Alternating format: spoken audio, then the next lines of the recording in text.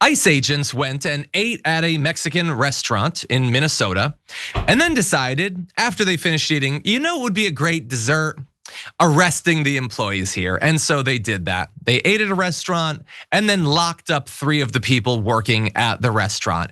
And gee, I wonder why people have turned against ICE.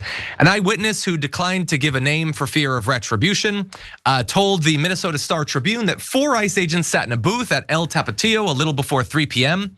Staff at the restaurant were frightened. Obviously, these people have been killing people in their neighborhood recently.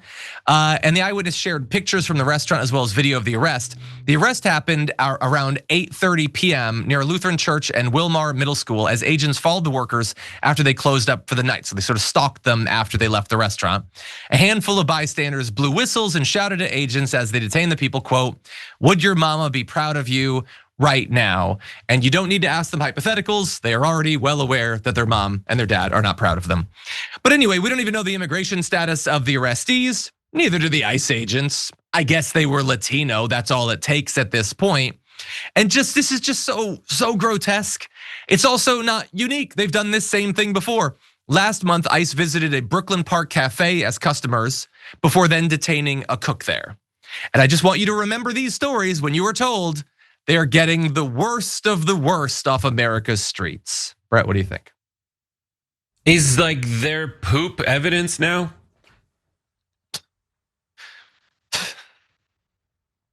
This is ridiculous. This is insane. They're on, I don't even know what I can add to that. They go in, they sit down, they're like, I'm gonna bust it. In their minds, they're Honey Bunny and her boyfriend from Pulp Fiction, where they're sitting at the cafe and they have their breakfast, and then they're like, you wanna do this? And they're like, everybody hit the ground! Yep. Everybody, nobody, move! It's a great scene. Whatever.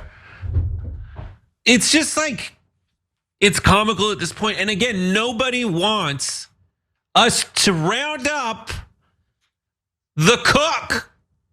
Yeah. Like, he's at work. What is it? He's just trying to pursue the American dream. And ironically, these are the most family values people, the ones who go to work to put food on the table for their family. It's why people do jobs. Yeah. It's grotesque. Like, because it's a restaurant, I worked at a lot of restaurants. Like, the obvious thing is to say, I hope that somebody's spitting their food, but I don't. No, I worked at a restaurant. I don't want anyone to spit in their food. I want them to put a couple of minutes into it and accomplish something more. But anyway, they should never eat anywhere without fearing that they're consuming some sort of bodily fluid, and they brought that on themselves. By the way, when restaurants and businesses refuse to serve ICE, and the right gets all like angry, like maybe they have a reason. Maybe they don't want them coming in there and then stalking their employees. Maybe there's actually a cause for that. But you were totally right with the Pulp Fiction thing. These people so desperately want to be tough. They so desperately want to be strong. Like, I just don't. Did you see the video of Bovino or whatever at the Target when he goes in to use the bathroom? And he's got like all of his soldiers like deployed outside of the bathroom, like watching people. And the caption on Twitter was, "Roll out, boys, it's potty time." They just, they so wish that they were Saving Private Ryan. They so wish that they were Band of Brothers, but they are not. They look like, you remember the monkey bars video from Al Qaeda? I don't know if it's from Al Qaeda. Oh, yeah. They were like, look at how they're training these terrorists. And it was literally dudes in the desert in dish dashes doing freaking monkey bars. Yeah. Look, fun. What are we taught? Like, it's so bad. It's depressing.